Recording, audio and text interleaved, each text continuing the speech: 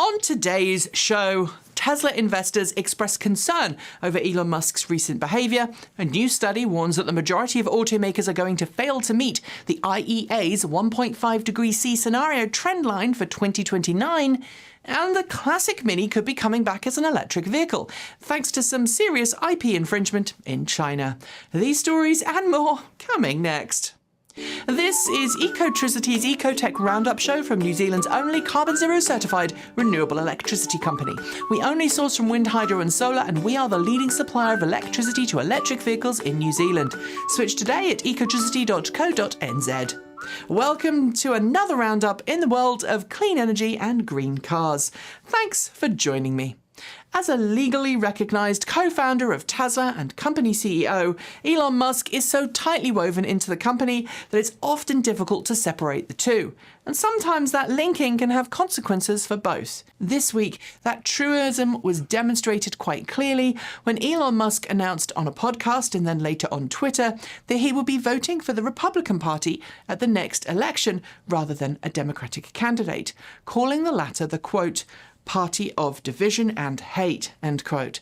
Predicting that he would be targeted by a dirty tricks campaign, the next day a sexual assault allegation was made public by a friend of a former flight attendant on SpaceX's private jet fleet, who claims the attendant was paid hush money after alleging Elon Musk exposed himself and propositioned her for sexual acts. That was refuted by Musk. This, combined with Elon's Twitter stream of late, has led Tesla stock to fall to under $700 per share. While it's fair to note that the entire stock market has endured a tough week, Tesla's stock price has done worse than average. We've watched with interest over the last few years as Electrify America has expanded its charging station coverage, support, and made changes to how it charges customers for the electricity they use. This week, the company announced that it had entered into a 15-year virtual power purchase agreement with TerraGen to build a photovoltaic solar farm in San Bernardino County, California, that it says will generate a peak solar output of 75 megawatts. This translates to an estimated 225,000 megawatt hours of power per year, offsetting more energy than Electrify America customers used last year. While it means the actual electricity used by customers' cars may be generated using non-renewable sources, it will be offset by an equivalent amount of renewable energy fed into the grid. The first all-electric Cadillac, the 2023 Cadillac Lyriq, has been officially priced by the luxury brand as the order books officially open for regular sales. Cadillac says there are 3 variants on offer to prospective customers. The 2023 Lyriq rear-wheel drive with a 312-mile, 502-kilometer EPA range, which will retail from just shy of $60,000. An all-wheel drive variant is also available, EPA range to be confirmed, which Cadillac will sell from just shy of $65,000. The Lyriq Debut Edition, a special limited edition variant, is already sold out because it was available as an online-only vehicle purchase some time back. Cadillac's ad campaigns are now ramping up, promising customers a credit of up to $1,500 towards the cost of a home charging station. As governments around the world set future bans on the sale of internal combustion engine vehicles, automakers are scrabbling to play catch-up to Tesla in the EV world. But according to a new analysis by Influence Map, the majority of the world's largest automakers are undermining the work being put in to reach a 1.5 degrees C aligned transition towards zero-emission vehicles. Simply put, most are not transitioning to electric vehicles quickly enough, with automakers remaining a major blockage of legislative attempts to end ICE vehicle sales. It's no surprise that Tesla is currently leading the industry in climate policy engagement, but the study also found that the companies most behind on EV transition, Toyota and Nissan, were causing the most roadblocks for legislators around the world. It's a depressing report, but let us know if you'd like us to do a deep dive on it.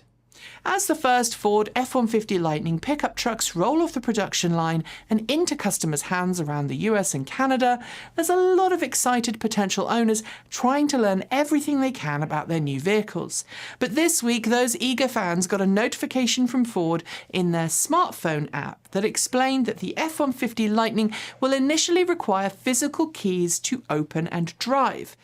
The expectation previously was that the F-150 Lightning would launch with the same phone as a key feature found on the Ford Mustang Mach-E, which, like a similar feature offered by Tesla and other automakers, allows you to unlock and drive your vehicle just by using your mobile phone. Ford says the F-150 Lightning phone as a key feature will be pushed to customers' trucks this summer as part of an upcoming Power Up over-the-air software update, but for now, you'll be carrying around your keys. As I'm sure you know, if you watch this show regularly, one of Lucid Motors' biggest backers is the Saudi Arabia Public Investment Fund, or PIF for short. Under the terms of the investment the PIF has made in Lucid, there was an expectation that Lucid would establish a new vehicle factory in Saudi Arabia, where it would produce Lucid Airs and Lucid Gravity SUVs, as well as future models for domestic and Asian markets. A few weeks ago, we told you the deal had officially been inked, and this week it was announced that the Saudi Arabian government has greenlit up to $3.4 billion worth of financing and incentives to Lucid to make that factory a reality. The incentive packages are expected to last over the next 15 years, with the factory due to be completed by 2025. It has been a terrible year for automakers, with supply chain issues, computer chip shortages, and rising inflation, and not a single automaker out there has come through it unscathed. This week, we learned one of the ways in which the crisis has affected EV startup Rivian, when the Wall Street Journal reported that Rivian is being faced with a massive dilemma involving the Amazon Rivian Prime Delivery Vehicle, or RPV for short. The company's chosen seat supplier, the Commercial Vehicle Group, originally had a contract to supply Rivian with seats for said vehicle, but now the company is demanding Rivian pays nearly twice as much for every seat it supplies, threatening to not supply seats until an agreement is reached. This could not only put a spanner in the works for Rivian's production goals, but if it isn't resolved, it could leave Rivian on the hunt for a new seat supplier. Tesla has rolled out a new over-the-air update to its full self-driving beta software, and while we don't have any footage of the new update, what you're seeing here is the older version, Tesla's promising some big changes.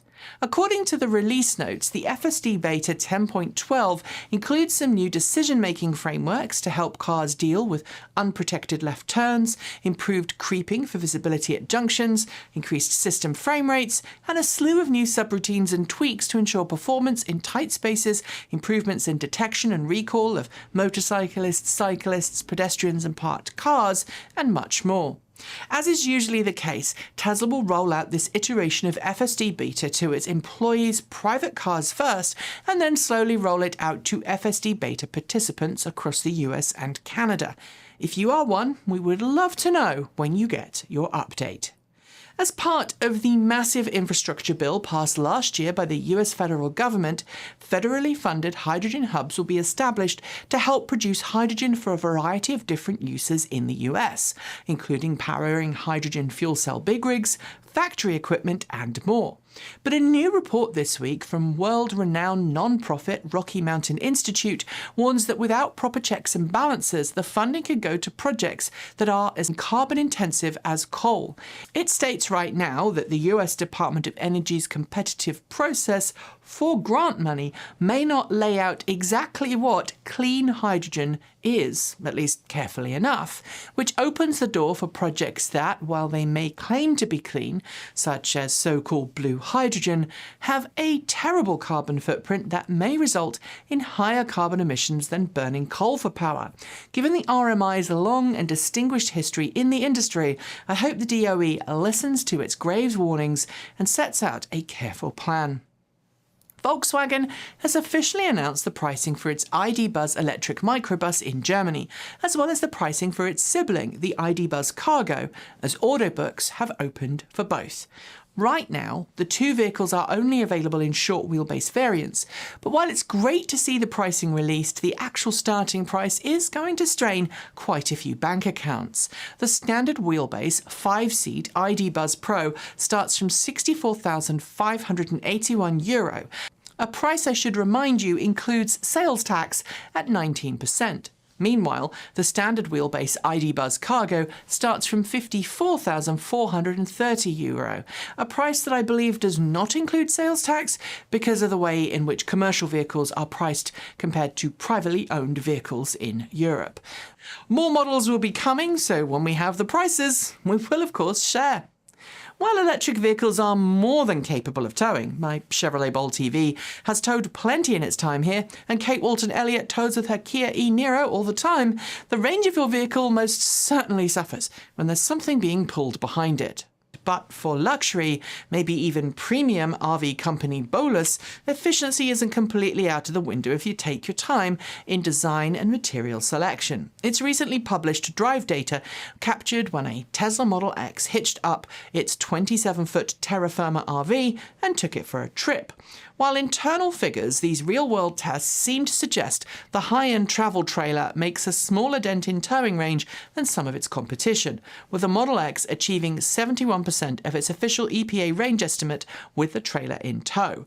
We would love to test this ourselves, but the Terra Firma isn't cheap. It's $285,000. Ouch! And finally, the original genius that was the Morris Mini Minor, as penned by Sir Alec Izagonis, is most certainly one of the greatest motoring icons of the last 100 years. And if you're near me when I see one, I do go a little gooey-eyed. The original Mini ceased production in 2000, and since then, the much larger, less cute, modern Mini has taken its place. We call it the Maxi. And thanks to a program by BMW in Swindon, UK, you can still get your classic Mini converted to an EV thanks to a bespoke Restomod service. But now a Chinese company appears to have taken the original Mini design, look, stock and barrel and is planning to launch what amounts to a Mini clone with an all-electric drivetrain. We don't know much more other than a report from China Car News, but given China's lackadaisical attitude to copyright infringement, this report is most certainly plausible. And no, I don't think it'll ever go on sale outside China. And on that note, we are done for the day. Before I go though, do make sure you've hit that notification bell so you don't miss out on the latest in EV news from this channel. And of course, if you haven't already switched, why not switch to New Zealand's only carbon zero certified renewable electricity company? It is super easy to make the switch, and when you do, you'll help New Zealand wean itself off dirty energy and onto clean green power that will keep the land beautiful for generations to come. I'll be back next week with more awesome content, but until then, enjoy the rest of your day. I'm Nikki Gordon-Bloomfield. Ka kite. See you next time.